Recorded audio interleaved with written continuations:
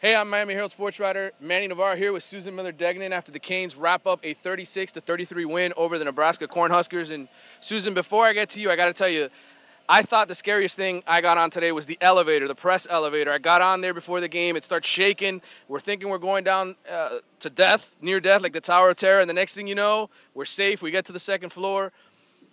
The scariest thing of the day was that 33-10 lead disappearing for the Hurricanes. Actually, the elevator did break, Manny. Did you know that? It was broken for a little while. Okay. All right.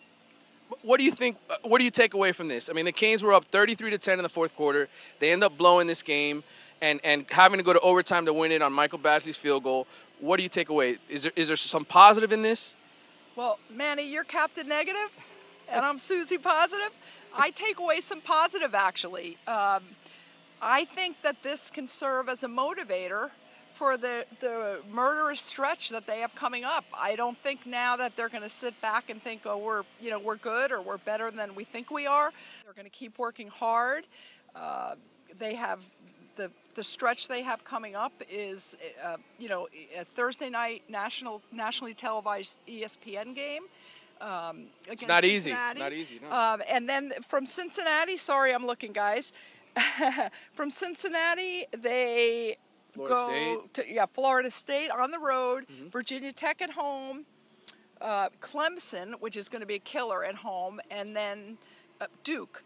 And I just think, just like in the FAU game, when they screwed up in that first half and then they got a lot better, they're gonna be attentive this week. I also think that Badgley, Jersey Mike, kicking 5 field goals, and now he is 9 for 10 on the season. And kicking that winner was huge, even though it wasn't that long. Now he's got the confidence. They have the confidence in him. I don't think it's still early in the season. I don't think it's as bad as everybody thinks it is. Well, I mean, here, look. In the end, they blew a 23-point lead in the fourth quarter.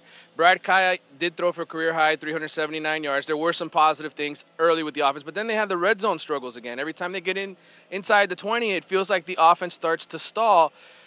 What do you think they got to do to fix that? I mean, Al talked about they have to maybe the O-line has to block for them better. Those guys are going to, I mean, Yerby had a great night again with 125 yards, but they've got to do better in the red zone. They've got to find a way. Can't win games when you're settling for field goals, especially not against the rough schedule that you talk about.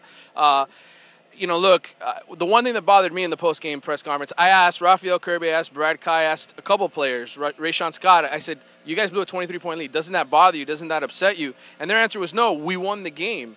I mean, still, I think most Canes fans, diehard Canes fans, want to hear that these guys are upset that the game almost got away from them. I'm sure they're upset, but you know what Raphael said, unity kills adversity. Right. Unity kills adversity, and I think these guys really are all together.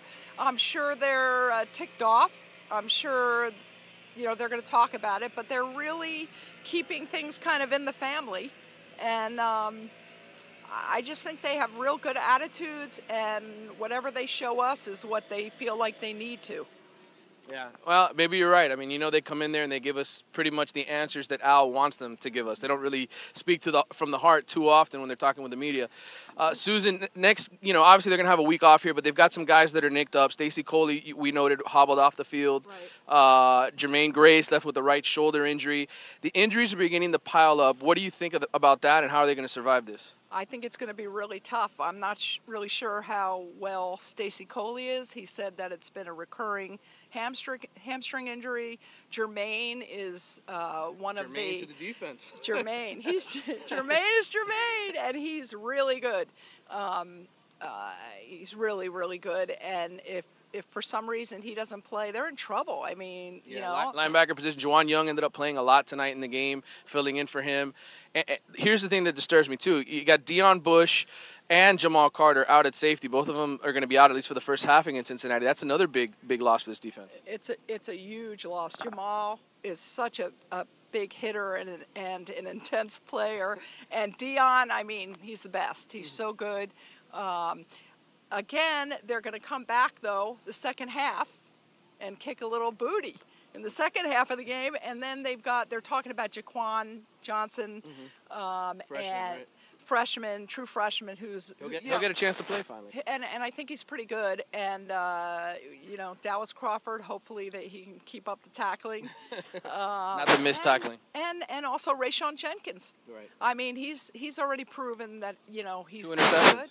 2 interceptions, and by the way, the Canes lead the country in takeaways. Everybody, that's a plus. That's right. They have 10 now. They have 7 picks, and they had 3 tonight. So it's not all it's not all misery. It's not all misery. No. Susan says, stay positive, Canes Nation. I'm gonna end it with this: Nebraska came to South Florida and they got beat by a guy named Corn and a kicker with a mullet. For Susan Miller Degnan, I'm Manny Navarro. We'll see you next week.